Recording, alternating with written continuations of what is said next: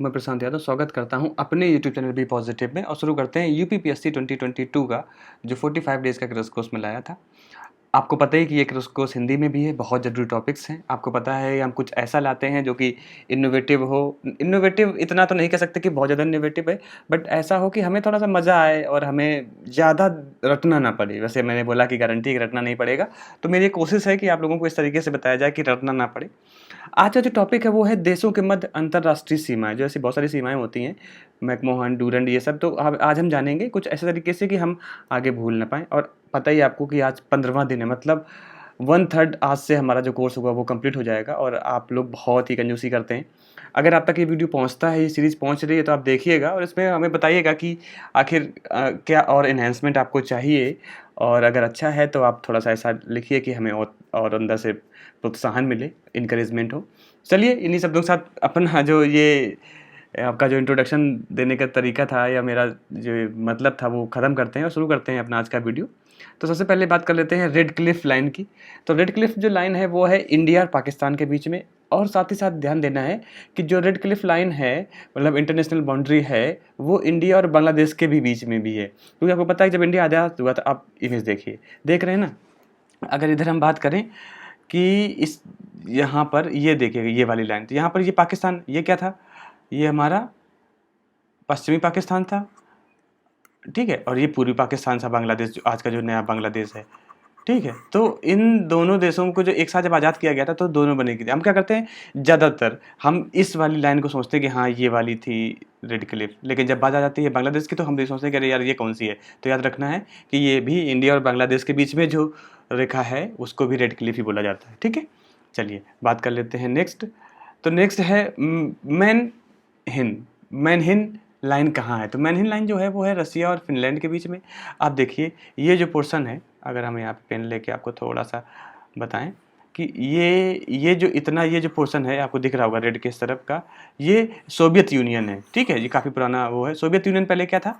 रसिया plus जो रसिया के allied nation थे, ठीक है?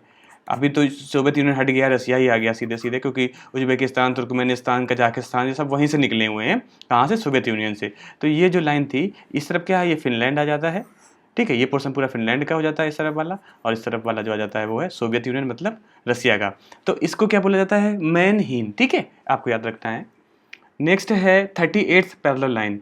तो 38th पैरेलल लाइन जो है वो नॉर्थ कोरिया और साउथ कोरिया को डिवाइड करती है। इसके बीच में एक वो करती है, देखिए ये हमारा नॉर्थ कोरिया बन जाता है पोर्शन, और ये बन जाता है, सॉरी ये नॉर्थ कोरिया, ये साउथ कोरिया है। इसके बीच की जो लाइन है वो 38th, जहाँ से ये लाइन गई हुई है वहाँ पे ऐसा लिखा हुआ, आप देख रहे हैं ना कितने अच्छे ढंग से दिख रहा है ये पूरा ये वाला पोर्शन। चलिए नेक्स्ट बात कर लेते हैं 49th पैरेलल लाइन। ये किसके किसके बीच में है? देखिए 38 हमें याद रखना है कहाँ? एशिया में north Korea, south Korea. 49th parallel line कहाँ है? Between US and Canada. अगर हम बात करें इमेज की तो ये इमेज देखिए, ये इमेज है, ये पूरी जो लाइन है ये पूरी 49th है। कनाडा उस ऊपर हो गया और यूनाइटेड स्टेट नीचे। तो याद रखना है किसके किसके बीच में है। वही होता ना कि ऐसे पिक्चोरियल अगर आप तरीके से याद करेंगे, सीखेंगे, देखेंगे तो कहीं न कहीं दिमाग में आ जाएगा कि 49th, हाँ यार मैंने ऐसे बात की थी। ये देखिए ये 49th लिखा है ना? तो ऐसे ही इसको याद करके रखना है और या दिमाग में रखना है कि कनाडा एंड यूनाइटेड स्टेट्स के बीच में थी। चलिए बात कर लेते हैं नेक्स्ट डूरंड लाइन की। तो आपको पता ही डूरंड लाइन किसके किसके बीच में है? अफगानिस्तान पाकिस्तान के बीच में है। ये देखिए ये डूरंड लाइन है, सीधी रेड कलर की। अफगानिस्तान और ये पाकिस्तान इसके बीच में डूरंड लाइन है, ठीक है? इंडिया के बीच में कौन सी है? मैकमोहन, सॉरी रेड क्लिफ, ठीक है? बांग्लादेश के साथ कौन सी है? Red Cliff. आप भूलेंगे नहीं मेरे हिसाब से। चलिए बात करते हैं हिंडनबर्ग लाइन। ये कहाँ है? जर्मनी और पोलैंड के बीच में। आइए हम इसकी इमेज देख लेते हैं। तो ये आप ये लाइन देख रहे हैं ना, ये वाला ये पोर्शन, ये पोर्शन जो है आप देख रहे हो कर्सर जो हमारा घूम रहा है, ये कोर्स यही है हिंडनबर्ग लाइन, ठीक है? इस तरफ का पोर्शन जो है, इस तरफ का पोर्शन जर्मनी का फ्रंट लाइन है, और इस तरफ का पोर्शन जो है वो ब्रिटिश का उस टाइम पे था, जो कि पोलैंड कहलाता है, ठीक है? हिंडनबर्ग लाइन याद रखना है आपको, ब्रिटिश जो जर्मनी का और पोलैंड के बीच में है। चलिए बात कर लेते हैं ऑर्डरनीज लाइन। ऑर्डरनीज लाइन जर्मनी और पोलैंड के बीच में ही है।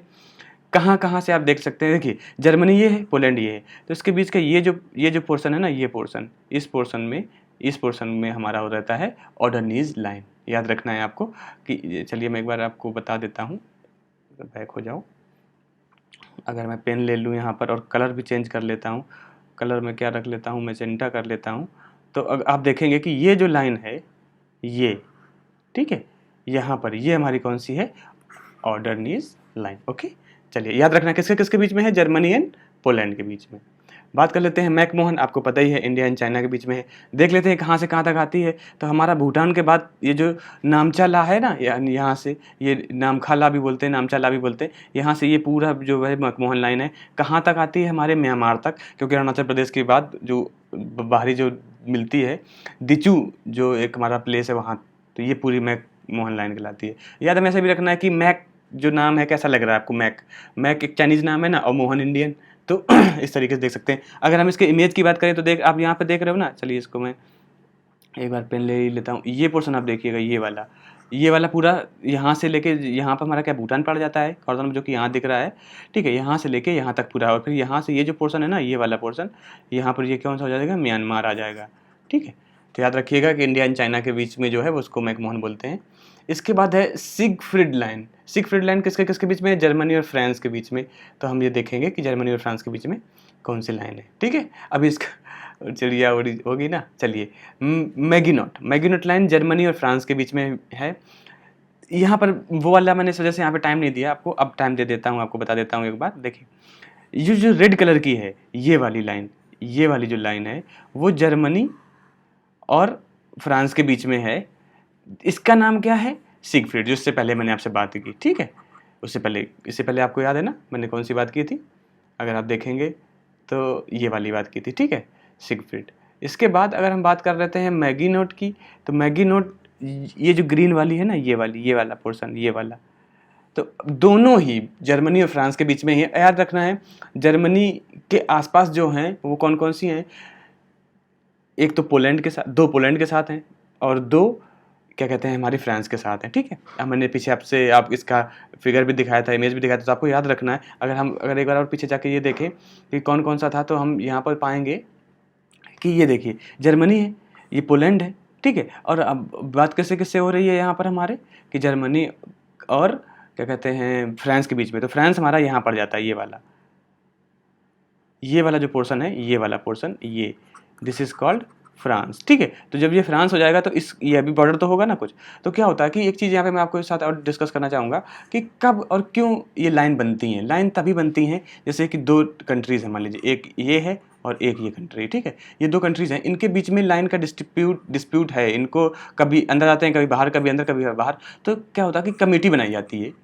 ठीक है, जब कमेटी बनाई जाती है तो उसमें कमेटी को जो हेड करता है या जैसे भी होता है उनका नाम दिया जाता है, और फिर वो एक लाइन डिसाइड कर देते हैं कि भाई आप यहाँ से, कमेटी में यहाँ के भी लोग होते हैं, यहाँ के भी, दोनों पक्षों के लोग होते हैं, एंड कुछ इंटरनेशनल बॉडीज़ के लोग होते हैं, और फिर वो जहाँ से लाइन खींच देते हैं वो लाइन दे दी जाती है। अगर 2 राष्ट्र हैं, मान लीजिए कि 2 नेशन हैं, उनके बीच में कोई ऐसा है ही नहीं, उनको अपनी बाउंड्रीज के लेके कोई दुराभाव है ही नहीं, कोई मतलब ही नहीं है, ठीक है तुम जहाँ हम जहाँ, तो उनके बीच में फिर इस तरीके से कोई कभी कमेटी बैठती ही नहीं, और जब कमेटी कोई बैठती नहीं तो कोई लाइन होती नहीं। तो आप देखेंगे बहुत कम बाउंड्री लाइन है जो कि इस तरीके से मतलब आई हैं, नहीं तो जनरली लोग अपनी अपनी बॉर्डर बना लेते हैं और बॉर्डर्स का फिर कोई नाम होता नहीं।